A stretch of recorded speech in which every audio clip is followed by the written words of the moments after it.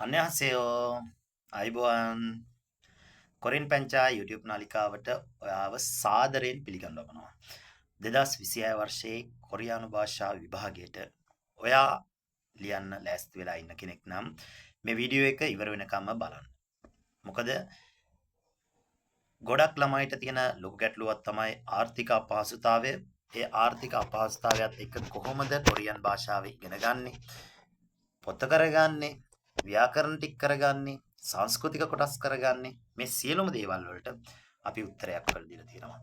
ඒ තමයි Korean පැංචා YouTube නාලිකාවෙන් ඔබට අද දිනේ සිට නව නිර්දේශය ඇතුළත් වන සියලුම ව්‍යාකරණ පැහැදිලි කරනවා අපි කිසිදු ගාස්තුවක් අය නොකර.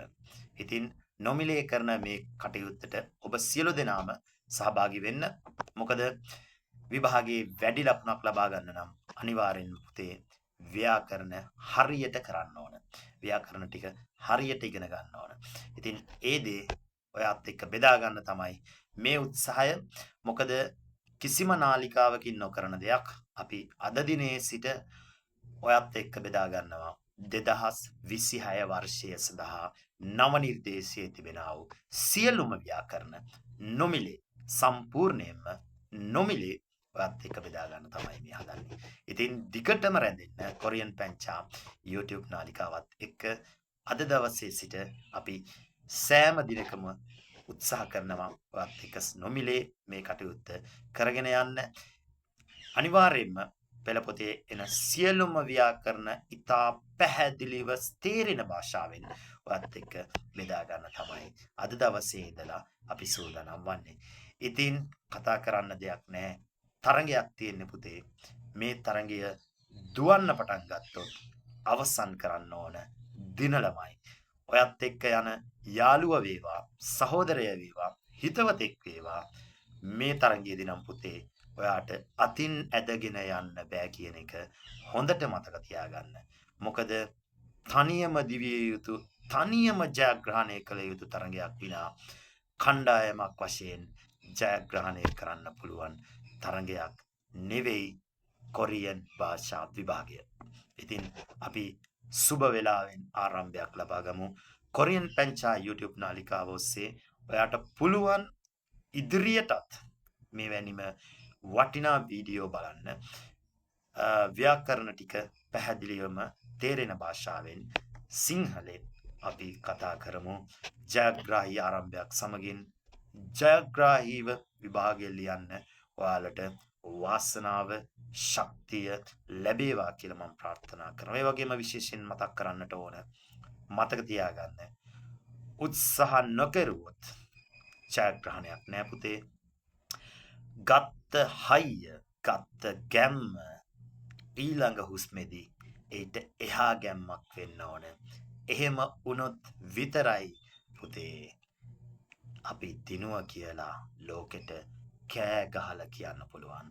ඉතින් අපි සූදානම් වෙමු මේ කරන්නා වූ ව්‍යායාමය සම්පූර්ණයෙන්ම ඔයාගේ ජීවිතේ හැරවුම් ලක්ෂ්‍ය වෙන්න පුළුවන්. බලන්න, නරඹන්න ඔයාලට පුළුවන් ඉදිරියටත් සහභාගී වෙන්න. නොමිලේ කරන්නේ සම්පූර්ණයෙන්ම නොමිලේ.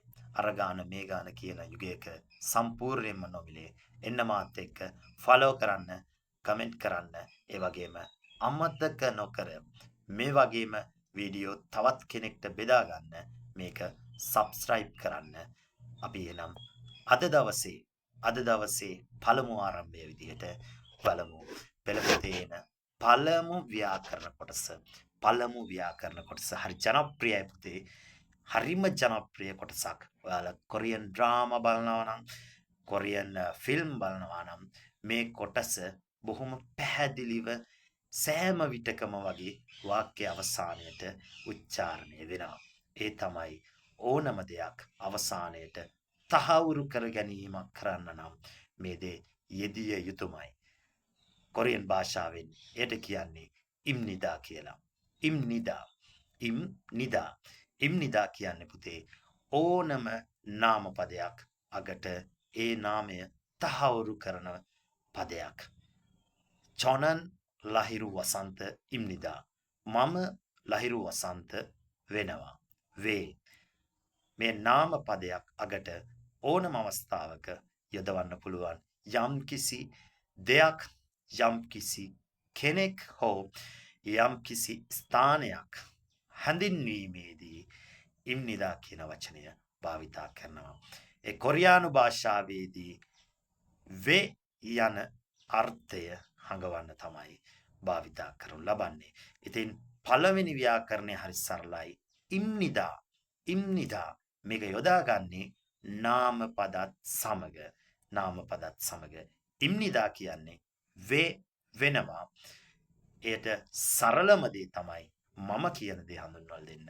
චොනන් ලහිරු වසන්ත ඉම්නිදා. මම ලහිරු වසන්ත වෙනවා. ඉතින් පුතේ ආරම්භය මේ වගේ ජයග්‍රාහීව සිතුවිල්ලකින් පවා වෙනස් කරන්නට බැරි ආකාරයට පටන් ගත්තොත් ඔයාට පුළුවන් ඉදිරිය පැහැදිලිවම අවසානය ජයග්‍රහණයකින් අවසන් කරන්න. මේක තමයි ආරම්භය. මේ සමග රැඳෙන්න ඔයාලා බෙදා ගන්න මේ වීඩියෝ එක ෂෙයා කරන්න. අද දවසේ පළමු වීඩියෝ එක විදිහටම තමයි මේ පාඩම් 60 සමස්ත පාඩම් 60 ව්‍යාකරණ නොමිලේ සම්පූර්ණයෙන්ම නොමිලේ හඳුන්වා දීමේ බාරදූර කාර්ය තමයි අද දවසේ ආරම්භ වන්නේ. ඒ පළවෙනි ව්‍යාකරණයේ විදිහට අපි ගත්තේ ඉම්නිදා නාමපද සමග තමයි පුතේ දෙන්නේ. ඒ සිංහල තේරුම තමයි වේ කියන්න ඕනම දෙයක් යම්කිසි කෙනෙක් ඕනම ස්ථානයක් හඳුන්වා දීමේදී එහි අගට ඉම්නිදා යොදනු ලබයි. එහෙනම් පුතේ අපි නැවත මෙවැනි වීඩියෝ එකකින් හම්බ වෙමු. අපි දිගින් දිගටම උත්සාහ කරනවා නොමිලේ ඔයාලත් එක්ක මේක බෙදා ගන්න.